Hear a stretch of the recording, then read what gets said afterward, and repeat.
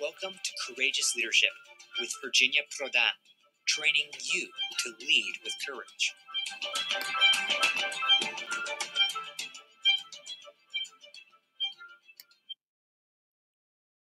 Hello, everyone. We are so happy to have you here. We are so delighted to have a very important guest.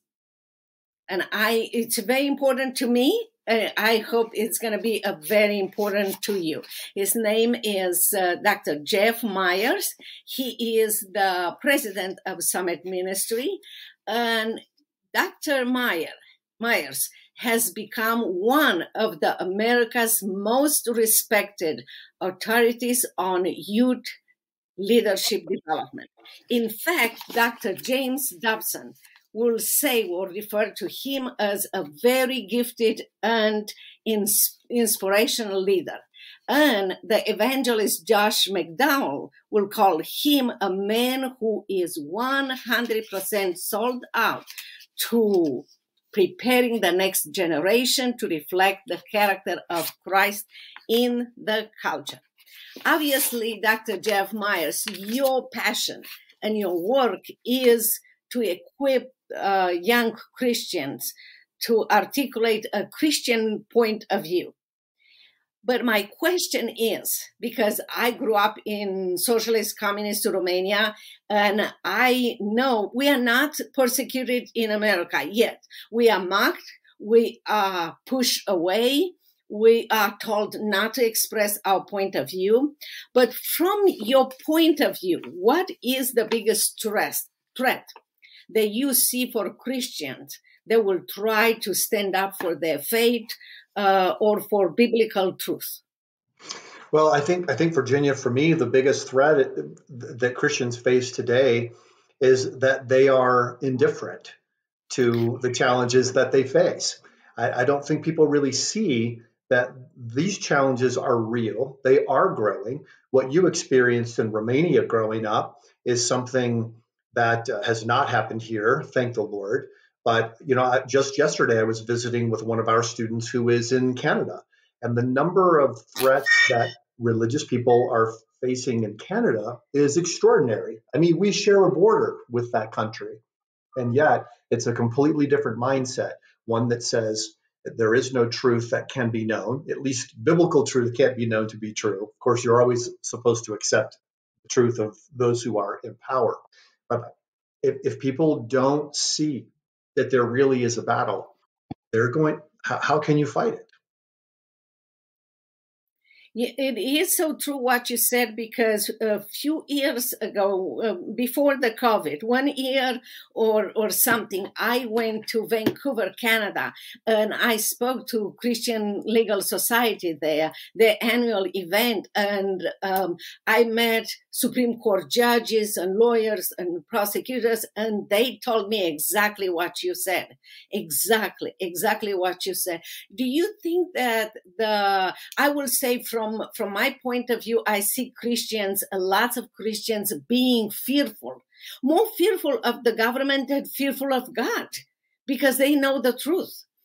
But many of them, it might be what we call arrogance, because we think, oh, we are Americans and, socialists will never come here. We will never be persecuted. Can be also arrogance. I see a lot of that arrogance right now. The assumption is that America is special, and I believe we have an exceptional country. I believe that what God has done in America is extraordinary. I think the founders of this country were among the most amazing people who have ever lived. But to just assume that because of this, things will go on as they have before is sort of like quitting your job and expecting to be able to go to the bank and put in your ATM card and still get cash out of the bank when there's nothing more coming in. Eventually, you'll get an insufficient funds notice. Well, cultures can get insufficient funds notices as well. There have been, 17 major civilizations in history, and every single one of them survived long after they gave up their founding principles. But then the end came about very, very rapidly. And, there are some really significant ways of thinking of this. But I remember one, Will Duran, the great historian, saying that that civilization might take 100 years to build, but it can collapse in a day. So we need to be very careful to always be preserving what we understand to be true and recognizing that what we're being told out of Washington, D.C. and our state capitals, that secularism is neutral and that Christianity is the only one making a claim is not true. That what's actually happening today is a conflict between religious viewpoints, with one side claiming that they have the high ground. I think Christians need to be aware that their biblical worldview is not just something that gives them salvation so they can go to heaven when they die, but it actually expresses God's truth, what is really real about reality and how that applies to every area of life. That's how we teach our students at Summit Ministries. Yes, it's so important because I don't know if I ever shared with you. I know I came and I spoke several times at the Summit Ministry, but after that, I received emails from or calls from different students in your sessions that I was there, or they bought my book, Saving My Assassin, and several of them, do you know what they did? They bought books for their professors. And they asked the professor to talk about, at one point in class, about socialists and communists after they read my book. And they were saying, because some of us went to Summit Ministry, we knew how to ask them questions, how to bring what you wrote in your book to their attention, and many of them changed their minds. So it's very important because those professors were able to see how those students were living out their faith in Christ, and that is important. I'm so proud of students who do that. That just makes my day.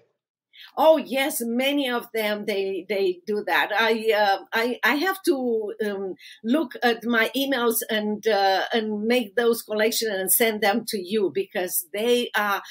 So you have a fire in you and a passion, and you transmit that fire and passion to your students. And when they go to college, that's what they are doing. They express that passion. And I believe people should know to enroll their students in your classes. And also you have now classes for parents, for adults, so they can talk with their children. If their children or adults don't want to go to your classes, at least the parents will be equipped to talk about those issues.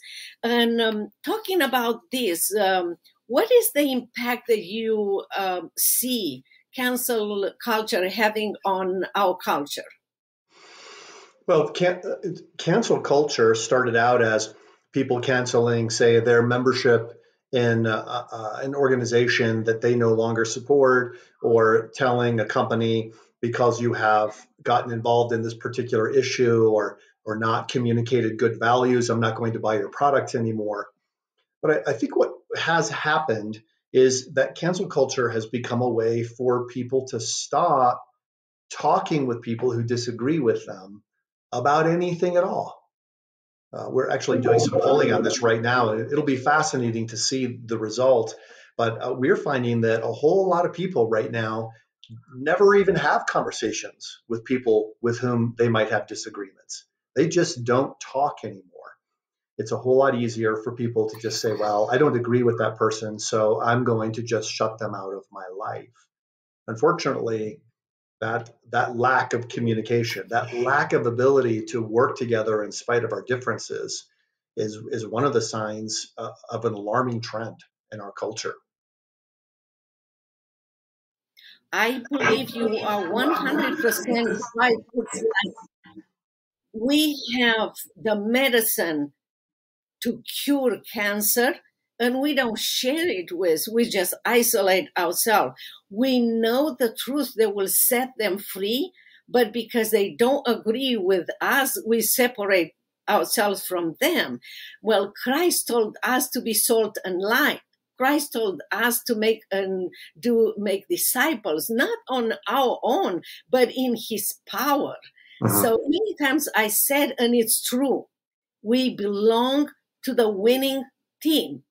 Christ never lost a battle. We are in the best team that ever existed. It might be a team where people will mock us. In my case, put me in interrogation, beaten me, house arrest, and, someone wanted to kill me. But that was their way. My reaction to them helped them to know Christ. And you are perfectly right. It's time for us to be involved with them. Now, ask them to come or have lunch with us or something that will help us, and ask questions. I love the way you teach your students how to ask questions, not to be confrontational, but to be to express an interest in the way they think, in the way you ask them questions. And it's not judgmental. It's so amazing. What do you think that is going on in our country right now with religious freedom? Well, I want to talk about that, but let me share with your viewers just how we teach some of those questions, because they might want to know. There are 5 conversation altering words that you want to begin with in any conversation. Tell me more about that. It never hurts to let people share a little bit more. When people don't listen, anyone who's willing to listen has more credibility. And then you can ask questions like, tell me what you mean by that. How did you arrive at that conclusion? How do you know that what you believe is true? And then ultimately, if you get to this place in the conversation, what happens if you're wrong? Because a lot of people don't even really think through the possibility that they might have taken on a perspective that they can't really defend, and that it probably has affected other areas of their lives. So thank you for letting me throw that in there, because I thought, anybody who's watching is going to say, but what are the questions? Yes, I am so glad because I believe it's important for people to understand that there are ways that we can connect with them. One is we shouldn't be fearful. The second is we should give up being politically correct and lowering our Christian standard, thinking that we will accommodate them. No, one day we will be asked about what we did with the truth when someone was in pain and looking for the truth. Many people don't see those people that don't agree with us, that in fact, if you look closer to them, they are in pain and they are screaming, I am looking for freedom. I am looking for someone to love me. If you look at that way, you will change your attitude and you will start asking those questions and you will say, tell me more about that. So yeah, that's right. It is so important for us. And plus, as Christians, we know that they are God's creation. Right. We are just God's creation. Christ died for them. Can we have a different standard? I believe we try to avoid being criticized or being marginalized, or somebody to say that we are not sensitive. All kind of things that the evil one will use it. Mm-hmm. Yeah. From your point of view, you have so much experience. From your point of view, what is the common theme that you will see about those leaders? You have on your podcast the Dr. Jeff show, and I was so honored to be on your show, and I'm so grateful that you will use that for your students to teach them about the power of God and the reality and the horror of socialism. But what is the common theme that you see from inviting leaders, powerful leaders on your show about living out and advocating for their Christian faith? Wow. Well, the Dr. Jeff show is pretty new. It's a pretty new podcast. I think we've released 21 episodes now. So we've been doing this for almost half a year. And I have never been asked that question before, what the common theme is. So I'm trying to think that through. I would say with each one of the shows, I'm asking people, what is your advice to the rising generation? And they all have communicated something very similar, that now is a time to have courage. You mentioned earlier, people sometimes are afraid that they will be ashamed, that they don't know all of the answers, or they're afraid that other people will think less of them. Well, as you know, there's really not very much that you can do in the world that is a positive good that won't be criticized by somebody. So if you're unwilling to accept criticism, the only possible direction you can go in your life is toward a diminished impact. You can't make a difference if you can't handle criticism. So I think that's been one of the key things that people have emphasized over and over again. You don't have to be angry. You don't have to be worried. You don't have to be despairing. You don't have to be anxious.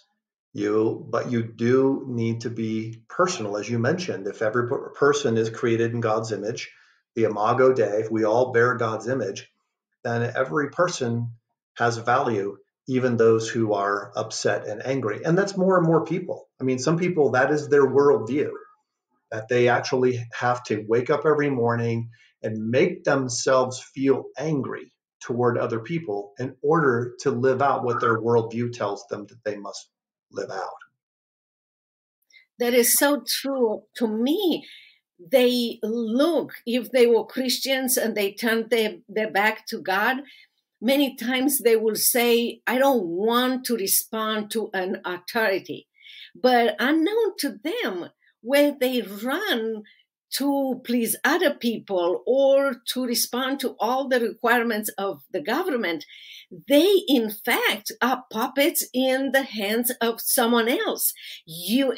For God, He created you and He loves you, and indeed He's the only one who offers you freedom. All of them are looking for freedom, but they don't know that there is no freedom in anything else but Jesus Christ, because He is the one who can offer us. So we should have the passion that you have and the desire that you have to share with others, because Christ can make them free. Yeah.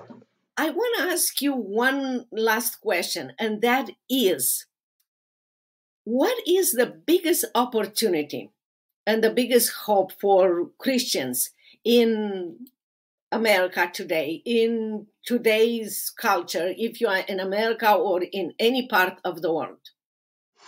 The biggest opportunity in terms of making a difference in the culture? Yes. Mm-hmm. Yeah. Well, I think the biggest opportunity, and this might or might not be the answer to the question, but it's what immediately springs to my mind. The biggest opportunity is to recognize that all of the ideas we're hearing around us are religious ideas. So a religion is, according to the dictionary, is any set of beliefs about the cause, nature, and purpose of the universe. Everybody is religious. Once we recognize that everybody is religious, we have the opportunity to ask the question, is there something about what God says in nature and in Scripture, what the church fathers called God's two books? Is there something in there that we can learn to defend and then apply to our lives? Recently, we had a Summit Ministries 2-week session. A student came up to me. I thought, wow, he sure looks familiar, but I have never met him before. He introduced himself to me. He was a child of two of my students from back when I was a college professor Those two students got married to one another. They had children. Now their children are coming to the Summit Ministries program. And the thing I loved about that particular interaction was I remember his father. I remember his father sitting in my office when he was a young man and asking, how do I discover my own sense of purpose and direction in life? And I asked him, what are you studying here at the university? And he said, I'm studying counseling. I want to go into family counseling. And then I asked him, what is it that really returns energy to you and makes you feel more alive? And this young man said, building hot rods. Like, I love working on cars. So later he came to me and said, I think I've got it figured out. I want to have an impact on young people. And I think I want to do it by helping them learn automotive skills. And would you believe that is exactly what this man is doing today? His son told me that he is an instructor of automotive engineering at a vocational college, and he has the opportunity to influence young people and to help them learn automotive skills. Now, I remember way back when he was in college, when he said to me, I want to essentially go into family counseling and youth ministry through automotive work. At the time, I thought, that's great in theory, but I've never actually seen anybody do that. That's not in any manual about vocation, right? You look through the possible jobs, and there isn't one called family counseling and youth ministry through automotive work. What he realized was that no matter where you are in your life, you are doing it. If you're a believer, you're doing it from a Christian worldview based on what God says reality is. And you're doing it for a specific reason, and that is to be a blessing to the nations of the earth. Now, it doesn't matter whether someone goes into medicine, whether they go into the military, whether they go into being a mechanic, those all start with M. I should come up with a list of other M's, but you could go into any of these things and realize I'm not just a mechanic. I am a missionary, because everything I do, every person I meet with, every person I talk to is somebody who God created. He loves them very much. And really, every Christian is in full-time Christian ministry in that respect. I would love to be able to get there. Absolutely. I mean, think about people who could go into politics who would recognize that. If people went into medicine, what difference would that make? If people went into science with that perspective, what difference would that make? I'm told that the percentage of people who identify as evangelical Christians continues to shrink every year in the United States of America. But at minimum, there are probably 100 million people who fit in that category. You are absolutely not alone, but you must learn to be a full-time Christian no matter what you do. That is so wonderful. That is so true. We're going to end up here. I just want to thank you so much. I hope the listener and viewers will take to heart and will learn to be courageous leaders where they are. And I just want to thank you so much, Dr. Jeff, for coming to our podcast and sharing your values. Well, I'm happy to do it. And anybody who is watching this right now, if this message resonates with you, I want to be friends. So come to summit.org. You'll have the opportunity to give your email address so that we can stay in touch about the programs we have for young adults, the programs we have for adults, the programs we have virtually and in person, lots of different ways that we can help you live out your faith in a biblical worldview. Oh, thank you so very much for doing that. Until next time, we'll just say goodbye. Thank you so very much.